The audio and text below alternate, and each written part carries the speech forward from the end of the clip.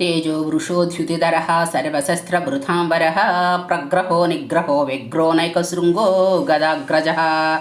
పరమాత్మను తేజోవంతమైన సత్తువ కలవానిగా, కాంతిని ధరించి అన్ని ఆయుధములను ధరించిన వానిలో గొప్ప వానిగా, దీక్ష కలిగి నిగ్రహము గల పాలకునిగా, జాగరూకుడై అనేక శృంగములు గలవానిగా భావించి ధ్యానము చేయాలి. చతుర్మూర్తి చతుర్బాహు చతుర్వ్యూశ్చతుర్గతి చతురాత్మ చతుర్భావశ్చతుర్వేద కవిదే కపాత్.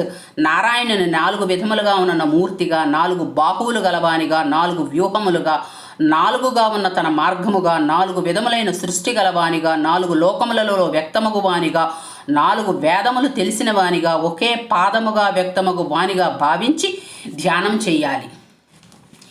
సమావర్తో నివృతాత్మ దుర్జయో దుర్తిక్రమ దుర్లభో దుర్గయో దుర్గోధురావాసో దురారిహ. సంసార చక్రాన్ని తగిన విధంగా త్రిప్పుచు దేని నుండి నివృత్తము గాని ఆత్మ గలిగి జయించుటకు సాధ్యము కానివాడు. ఆయన ధర్మమును అతిక్రమించుట, ఆయనను పొందుట మిక్కిలి కష్టం. ఆయనను సమీపించుట దుష్కర్మము. మాయతో కూడిన నివాసమే ఆయనది. ఆయన భక్తులకు కోట వంటి వాడు, దుష్టులను జయించి సంహరించువాడు. శుభాంగో లోకసారంగ సుతంతు స్థంతువర్ధన ఇంద్రకర్మ మహాకర్మ కృతకర్మ కృతాగమ. పరమాత్ముడు శుభ్రమమైన ఆకారము కలిగి సకల లోకముల సారము తానే అయినవాడు. సృష్టి అను దారము లేక సూత్రము తానే అయినను మరల తానే తన నుండి సృష్టిని దారంగా తీయువాడై ఉన్నాడు.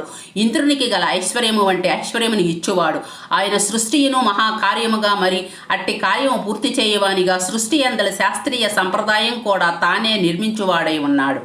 ఉద్భవ సుందర సుందో రత్ననాభ సులోచన ఆర్ఖో వాజసన శృంగీ జయంత సర్వవిచ్చయి.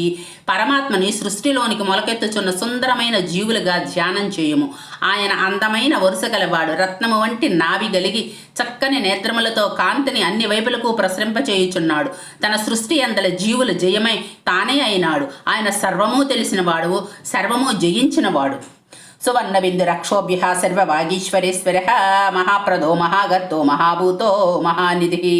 పరమాత్మను బంగారు వర్ణము గల కాంతి యొక్క బిందువుగా మరియు చక్కగా ఉచ్చరింపబడు వర్ణము యొక్క పుట్టుక స్థానముగా ధ్యానం చేయము. ఆయన వాక్కు అను దేవతలకు అధిపతి కనుక క్షోభింపచేయుటకు సాధ్యం కానివాడు. సృష్టియును అస్తిత్వంగా ఉన్న మహా సరస్సు వంటి వాడు. భౌతికమగు మహా అగర్తలేక కేంద్రం ఆయనే. అన్ని భూతములకు కారణమైన గొప్ప భూతమై గొప్ప సంపద అయిన వాడు.